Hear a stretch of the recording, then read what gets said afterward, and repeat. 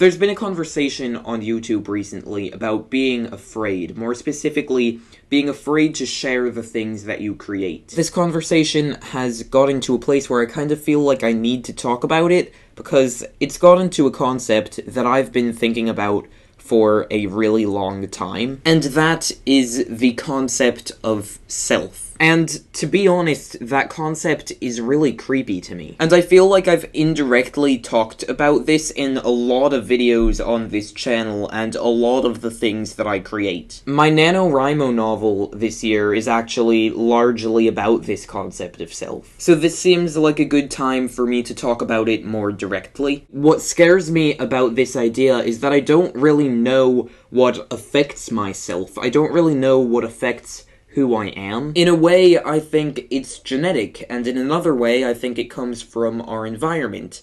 And then, in another way, I feel like we create it. And the part that scares me the most is how much it seems like our self can be affected by our environment. I think about what I would be like if I had had different experiences throughout my life, and it seems like I could be a completely different person. And maybe I would dislike that person, or maybe that person would dislike me, but in a way, we are still the same person. And it's scary to me to think that I could have ended up so differently. It's scary to me that in so many ways, I'm not in control of who I am. It's my environment that's in control. And I think that's how it is with the rest of our creations too. When we write something or make a video, that thing we've created is so affected by its environment. It's so affected by our mood when we create it, or what we do with it when we're finished creating it. And once we share these things, I think what's really scary is that people will see them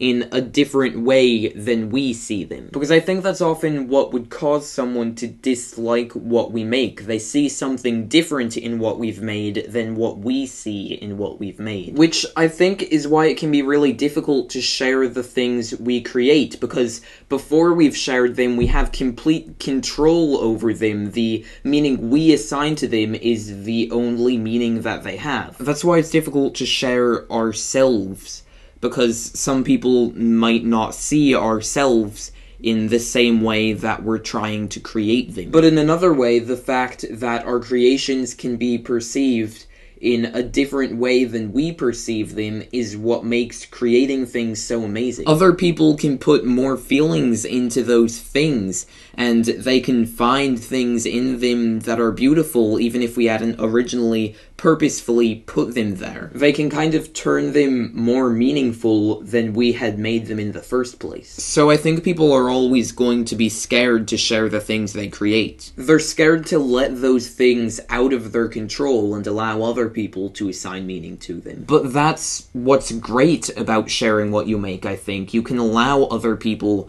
to assign meaning to it. So I think we need to work past that fear. We need to realize that, yes, we created it, but that doesn't mean we need to control it. Because when we're not the ones in complete control of our creations, that's often when the greatest things can come of them.